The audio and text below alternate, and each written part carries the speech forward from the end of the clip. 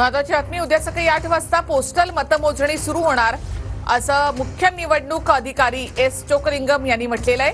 8:30 वाजल्यापासून प्रत्यक्ष ईव्हीएमची मतमोजणी सुरू होईल. महाराष्ट्राचे मुख्य निवडणूक अधिकारी एस चोकलिंगम यांनी ही माहिती दिली आहे. 8 वाजता पूर्ण राज्यामध्ये काउंटिंग सुरू होतील. पहिला पोस्टल बॅलेटचा काउंटिंग सुरू होणार आहे. 30 मिनिटानंतर 8:30 पासून ईव्हीएमच्या काउंटिंग सुरू होणार आहे.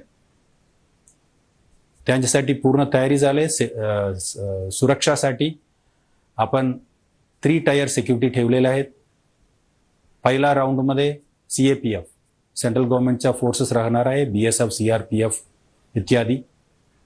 मिडल राऊंडमध्ये स्टेट रिझर्व्ह पोलीस फोर्स राहणार आहेत आणि बाहेर आपले लोकल पोलीस राहणार आहेत.